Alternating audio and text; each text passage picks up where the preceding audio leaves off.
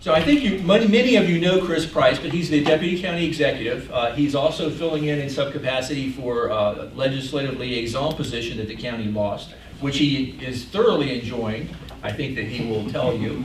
And so he's going to review for you the Board of Supervisors legislative priorities. And please take it away. Well, thank you very much. I know most of you from my time as either planning director or deputy county executive, but I am pitch hitting for legislative affairs, and this is my next to last function as legislative affairs coordinator. So I'm excited to be here today. The board has adopted legislative priorities like they do every year, and there's dozens and dozens of priorities. So I'm not going to go through everything. I tried to kind of narrow it down to things I thought might be most of interest to the business community. And they're sort of on two sides of the house. There's the funding side of the house in terms of what we're asking for from the budget, and then the policy side of the house, what we're asking for in terms of legislation. Real quickly on the budget side of the house, there's been a lot of stuff that's happened in transportation over the past few years. A lot of things last year to try to shore up Metro that ended up directing money away from some of the non-Metro jurisdictions into the Metro system. There's been some talk about maybe fixing that, coming back and addressing that last year, although it was a very heavy lift last year. So, you know, we do support transit, of course, but we're not a Metro jurisdiction, and we don't believe that non-Metro jurisdictions should be contributing in that manner to Metro. Metro has come to our board and said, you know, please stop talking about us for 20 to 30 years. It'll take decades for you to get your own house in order. So our board is heavily invested in OmniRide, heavily invested in VRE. We think we're very supportive of the bus rapid transit that's happening to Gainesville and Haymarket. It's much more flexible and demand responsive, and so given that we're sort of working to take care of our own house, we were very concerned about that, and so we again really looking forward to, hopefully, to a fix to redirect those transportation monies back to Northern Virginia and Prince William County in particular, because we've got hundreds of millions of dollars of road and local transit projects that are still unfunded. Prince William County is probably the largest jurisdiction in Virginia that has its own road building program, and that's been very, very successful for us. Our board's talking about going out for another road bond. We recognize that a lot of the industries we're trying to attract to Prince William County still are very capital intensive, and so we just want to make sure that if we're putting up hundreds of millions of dollars of county funds, that we have an equal or more amount from federal and state funds, and we'd appreciate any support that you can lend to help us with that fix. Always also on the board's priorities is K through 12 education. There are funding formulas that are used around the state to fund education. The cost of competing here in Northern Virginia is drastically different than it is anywhere in the state. So if you can imagine, our capital facilities costs are way higher, but our labor costs are way higher. And so those formulas, we're always asking for tweaks to sort of recognize how difficult that is. That model's not really working anymore, and there's some Band-Aids and fixes, and we're always trying to improve on that. But at some point, the state really needs to identify what does it take to run a school system. You know, on paper, the county's demographics and socioeconomic numbers look pretty good. We're one of the wealthiest counties in the country, but we do have areas of the county that have significant challenges with our programming, with recruitment and retention, and some of that just boils down to state funding, what we're able to do there. So again, you know, from a workforce perspective, it all starts with K through 12, and we're trying to continue to work with General Assembly to fix that funding to make sure we are able to compete for quality teachers and to be able to develop the infrastructure necessary to accommodate a growing population. As far as the programming goes, the board's very, very interested in career and technical education. I know as a society we've been focused forever on four-year degrees or professional degrees, and they're still going to be very important. But more and more, the companies that we're recruiting to the area are looking for kids that are coming out of high school or coming out of community college or certification programs. And we do a really good job with that at K through 12. We do a very good job with Mason and with Northern Virginia Community College. And we're the only jurisdiction that has two campuses of the Northern Virginia Community College. So we have great partnerships there. But that model's still really oriented towards four-year professional degrees, And our workforce today and likely in the future, people from industry are telling us we need to be much more invested in that career training and technical education. So we're working with our school system, working with our higher education partners and our delegation to make sure that programs, legislation, funding, resources are directed towards where the skills are, needs are today and where they are in the future. And then on the funding side of the house, the last thing I'll mention is economic development. The state of Virginia has had a very high ranking nationally for a long, long time about one of the best states to do business, but that's slipped over the past 5, 6, 7 years. It's starting to make a comeback a little bit, but part of that was there are states that have a giant war chest. It dwarfs anything Virginia has in terms of economic development opportunity funds or grant programs, matching programs, what have you. We have a decent fund, and there's some programs that are out there taking a look at that. But to be a major player like some of the other states that we compete against, we could definitely use statewide more funding to that, and then flexibility in how you can use those funds. We've had major economic development projects look in the Route 1 corridor in Prince William County. If you think about our economic development here in the county, there's a lot that happens in the west. Greenfield development is so much easier than redevelopment. But there are huge opportunities in the eastern part of the county, like along the Route 1 corridor, but it's going to rely on a lot of property assembly, brownfield remediation, infrastructure remediation.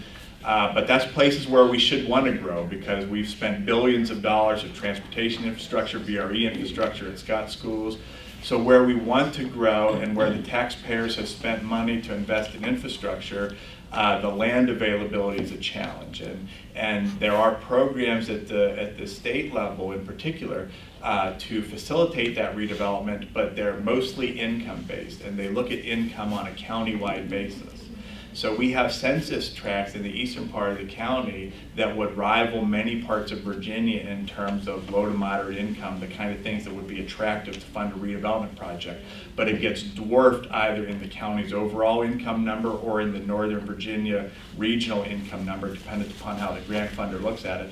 And it really precludes us from accessing hundreds of millions of dollars in potential redevelopment opportunities. So that's something that we've been asking for a few years. We're making a little bit of headway there. But again, we'd ask for your support. It's a very smart investment in places where we've already invested in infrastructure to capitalize on that with private investment. And part of that is the mix of uses. We're recognizing that you need a strong mix of housing, commercial, office to make the kind of environments that people want to live in. So we're making some changes to zoning, our long-range planning. To match those expectations, but again, we've had wonderful proposals, but there was a gap in financing for the private sector to be able to make it a go, and we'd love to cover that gap, but finding a source of resources to help with that has proven challenging. But I'd really appreciate if anybody has thoughts on that, of things that we're not exploring. But those are the big things: transportation, K-12 funding, and economic development from a budget side of the house that we're really talking about. From a policy side of the house, the board again has dozens and dozens of priorities, but they focused on a few that they're talking to the General Assembly about that could really make an impact for us. I know a lot of the discussion's been about Proffer, so I'll save that one for last, but real quickly on the other one, opioids. It's just become a huge problem nationwide, and we're not immune to it. We're seeing it both in our social services and community services side of the house, as well as our public safety side of the house.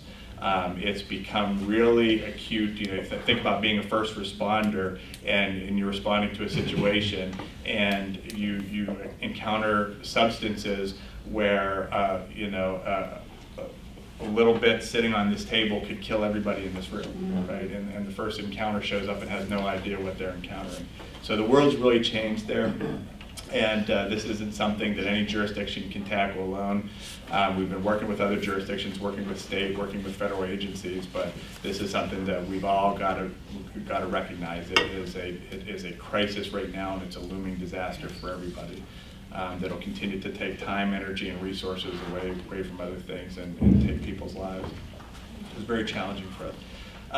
Second is school security officers. That's very high profile for the Board of County Supervisors. The board approved a pilot program last year to hire 6 armed school security officers, and we weren't able to fill those slots. They have to be filled with retired local or state police officers. And the way the Virginia retirement system rules are, someone, if they took that position, would have to suspend their retirement, and they'd only be able to work part-time hours, and we've just not been able to find people willing to do that. So we're asking for the state to make some tweaks to the Virginia retirement system to basically let people suspend if they want to participate as armed school security officers and they've got that training, and we have invested in that training. They want to voluntarily suspend their retirement to let them do so that they can come and work full-time as armed school security officers. Coal ash, I'm not sure how focused folks are on the coal ash issue, but we have, Dominion has a pretty huge plant out on the eastern part of the county. It's been there for a long time, been a very good partner there, but they've got, any coal burning plant is going to have the residuals from coal combustion. Dominion's been working for a long time with the county and the community and the state to try to find a good way to close that plant, and they've come up with a lot of different alternatives, and they've been great to work with. Close the pond, not close the pond. I'm sorry, not close the plant. Yeah, close the pond.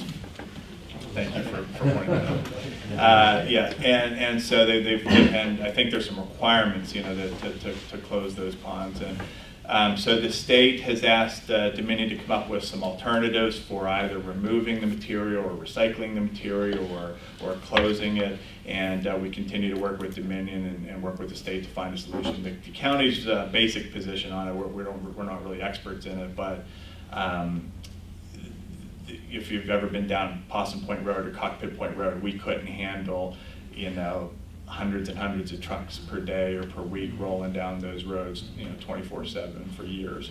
And I think Dominion shared that concern when they came out with their original closure plan. On the flip side, totally removing that material has lots of zeros after it, right? It might be cost prohibitive. So we continue to try to work with Dominion, the state, and the regulators and the community to find a solution that's acceptable to everybody. And then probably the biggest priority, the biggest priority of the board is the Proffer legislation. I know you had Andrew Clark here last month. In 2016, at the request of the home builders, the General Assembly made a pretty drastic change to the legislation on proffers, which is a way for an applicant to work with the community to mitigate impacts associated with new development. Our board's position forever has been, we're very welcoming of new development, but new development should pay for itself. The existing taxpayer shouldn't pay to subsidize new development. Finding that mix, what's that right number is a challenge, though. And we, about a decade ago, maybe more than that, adopted a model that the Northern Virginia builders had put forward. We considered lots of models, but adopted the one the industry has chosen, and used that for about a decade. But that number got pretty high in terms of the contribution per unit. It was voluntary, it's a guideline, and people could choose to use it or not use it, do their own methodology. But in practice, almost every applicant used that methodology. It was probably faster, cheaper. In 2016, that kind of system became illegal. You can no longer have a countywide cash proffer system. It's got to be a site-specific system based on impacts that are specifically attributable to that development, provide a direct and material benefit to that development. So, and it changed the legal standard.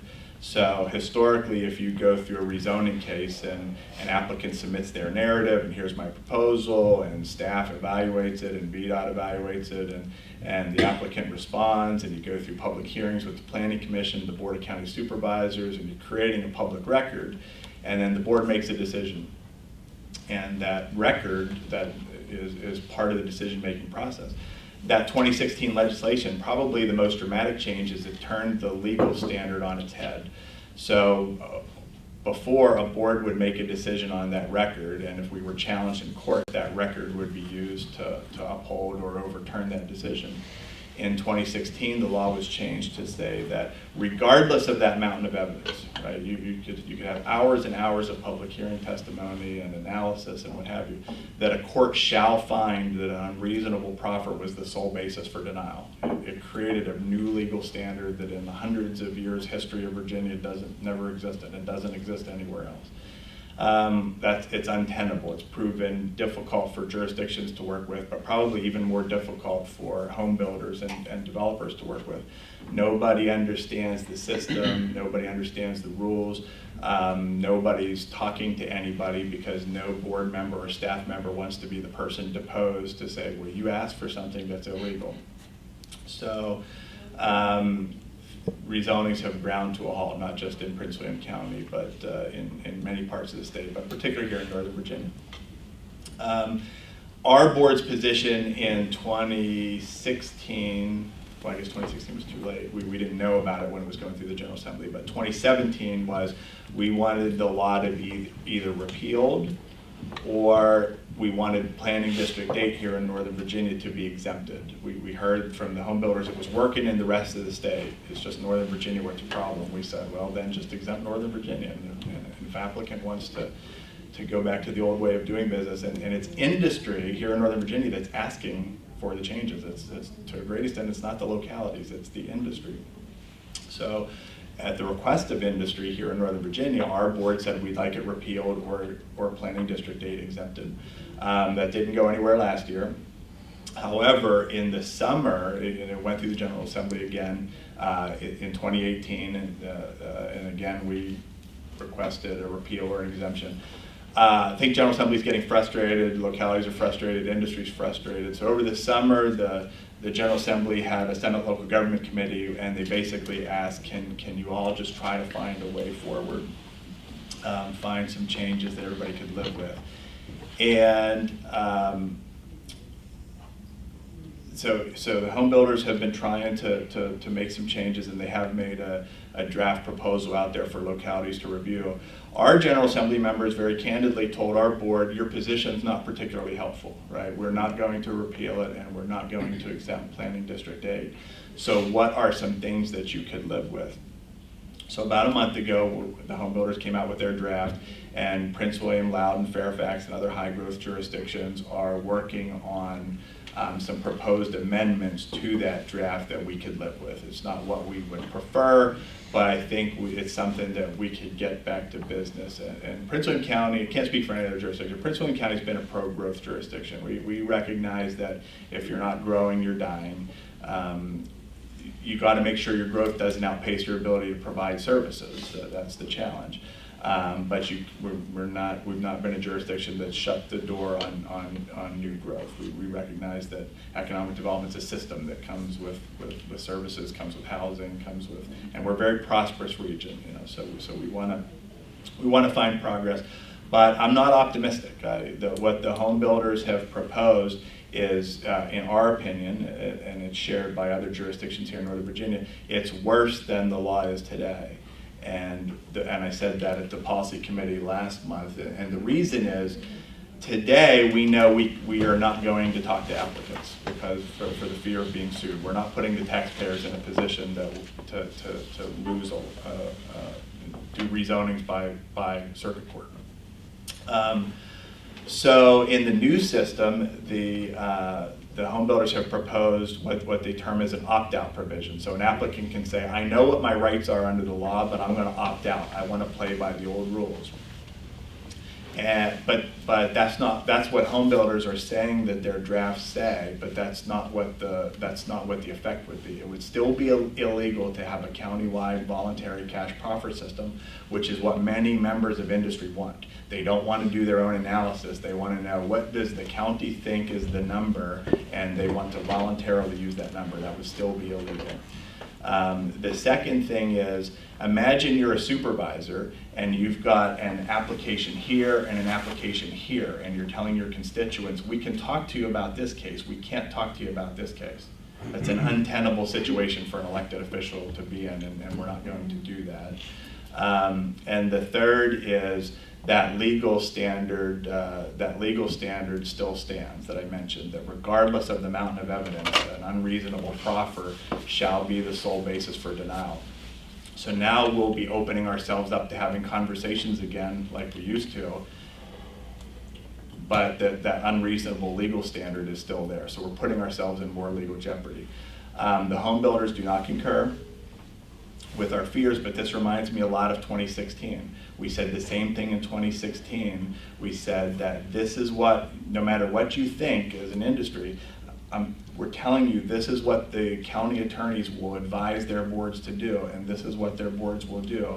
And my fear is we're sitting here now with a proposed fix that if anything gets fixed in the legislation, we're 3-4 more years before anything else happens. The General Assembly doesn't have much appetite to continue taking this on. So if something happens next year, I think that's going to be the last year for a long time, and I'm not optimistic that what they're considering is a good thing for Northern Virginia. Prince William County has put out some proposals along with Loudoun County. We're jointly sponsoring a draft piece of legislation that, while we would like a repeal, we recognize it's not going to happen. So it would clarify what industry says is their goal. It would make it clear that an applicant can opt out, and it would make it clear that if they want to use a countywide proffer policy, they could. It would change that legal presumption standard from a court shall determine to a court may determine. Go back to both sides create a record and let the court make its determination based on that record. And then the last thing it does is, imagine an instance where you have a rezoning and you're trying to proffer contributions to schools. We have no idea at the time of rezoning where kids are going to go to school. Those rezoning boundaries might change 5 times by the time those houses are occupied, and might change again by the time those kids grow up. The law does not allow you today, or under the proposal, to account for system-wide impacts. It has to be specifically attributable to that house, meaning that house, where are the kids going? Does that school where those kids will be going have any projects in the capital improvement plan to even accept money to? Well, it might not, because we do system-wide schools. So there might not be a project at that school to even accept money, even if an applicant were willing to proffer money. So that system does not work at all. The home builder's proposal does not propose any changes to that part of the legislation. And so, again, I'm not optimistic. I was optimistic that our board was willing to try to negotiate. And again, they're doing this at the request of the industry. Their constituents aren't telling them, what you need to do is go out and try to find a way to get more housing built in Prince William County, right? So I thought that they took a pretty bold step towards trying to be reasonable partners to come off their previous position and give us some authority to try to negotiate a solution. But that solution has now twice been rejected by the home builders, and so I wish I had better news on that front. We will continue to try to negotiate, but again, I'm not optimistic. And that is all I have.